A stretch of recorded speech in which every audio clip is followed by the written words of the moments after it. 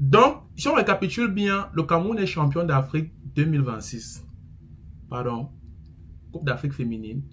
Justifiez-vous tant que vous voulez, tant que ça apaise votre cœur, nous on garde les champions d'Afrique.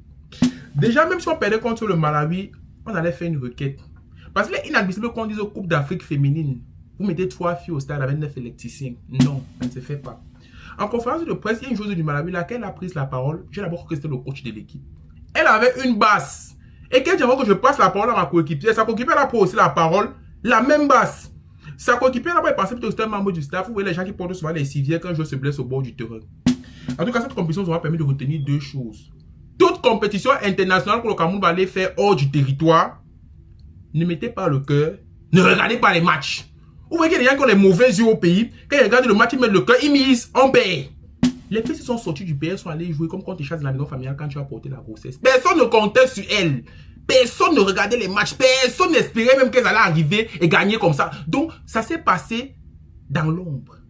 Deuxième des choses, ne doutez jamais de M. Samuel Eto'o-Fils. Il vous a promis une canne. Vous avez votre canne. Laissez-le tranquille. Voilà. Laissez-le tranquille. Maintenant, pensez à Boussoula parce qu'il y a un Jean Alain qui fait une dans un pays qui ne remporte rien. Voilà, on ne choisit pas son équipe, on ne choisit pas son équipe nationale. Mais c'est le Cameroun, c'est comme ça que nous sommes. On veut me mettre un, mais les victoires, ça...